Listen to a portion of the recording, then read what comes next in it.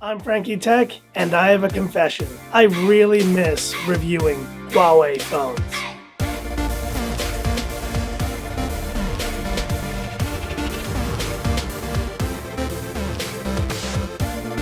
Hi guys, it's Frankie from Frankie Tech. Good to see you guys again, and in today's video, I just want to reflect on this kind of realization I made. 2020 has been a very eventful year. A lot of phone releases, a lot of great Xiaomi, Realme, OnePlus, Apple devices, and yet there was one OEM that I did not review a single device for, and that was none other than Huawei. Now, Huawei obviously has gone through a lot of issues in the past couple of years with the big ban from the US government, basically limiting its ability to use Google apps. Huawei has pretty much been struggling to try to stay afloat in global markets. Without being able to ship Google apps on their phones, you've just seen less and less interest in their phones. And I think most of you out there are pretty much looking in another direction now for your next smartphone purchase. But I was just randomly in a store yesterday and having a look at the P40 Pro and some of these other Huawei phones released, and I just realized that this is still some of the best hardware and phones that were released this year. And it is a pity to consider that because of this situation, that Huawei is pretty much a zero, not just in the minds of a lot of consumers, but in the minds of a lot of creators as well. I myself am one of those people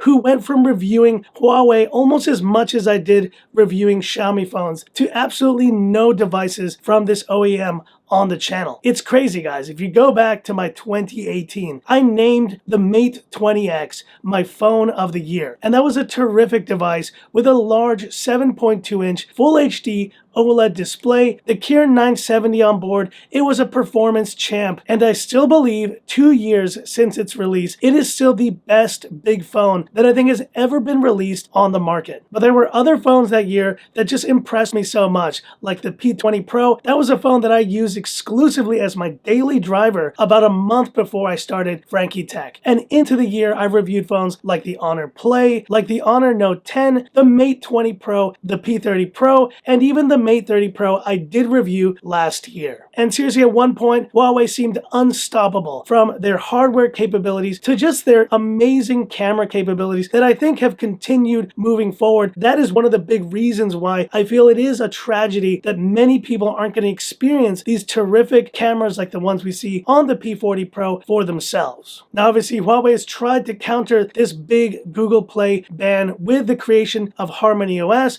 and even Harmony OS 2.0. Now with their own app gallery, they are trying to get more traction for developers to come and build their applications directly into their own ecosystem. And you actually see a lot of this advertisement here in Hong Kong. I've seen these app gallery mentions on billboards, in commercials, and yet if you ask the typical just Hong Kong user, just like most people globally, we require Google Apps for daily work. And because of that, despite how good of a hardware device a P40 Pro or Mate 40 Pro is, most people here have turned to other options like Samsung, like Apple, and are no longer purchasing Huawei phones like they used to. And so as we wrap up this year, I've just been thinking to myself, what is the one thing I would like to change from 2020 into 2021? And that would actually be trying to take a look once again at these Huawei devices, trying to see, is this a phone that you can actually still use in 2021? Now, I still do think the lack of Google Apps is probably going to be enough for most of you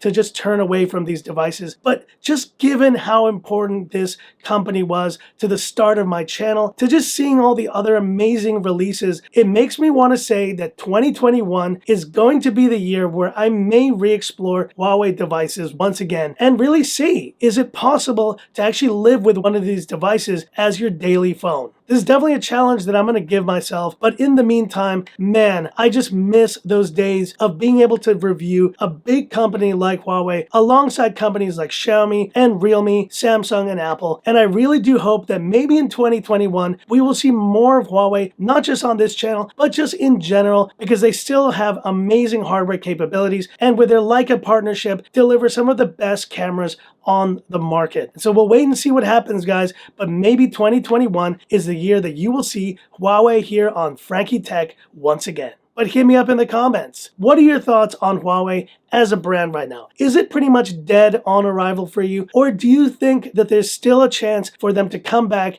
next year and to try to gain some traction once again? Hit me up in the comments. I'd love to hear about it. And that's it for this video. If you liked it, give me that thumbs up. And if you love the content of Frankie Tech, subscribe to the channel. Hit the bell icon for future updates. Yeah, it's kind of like nostalgia, you know? You just think about where you started and kind of looking back to all those great Huawei phones that pretty much helped me build my channel from the beginning. Let's see if things turn around for them this coming year. So that's it for this one, guys. Stay tuned for more great content. And this is where I leave you by saying, this is Frankie Tech signing off. Have a good one. I really miss that Mate 20X.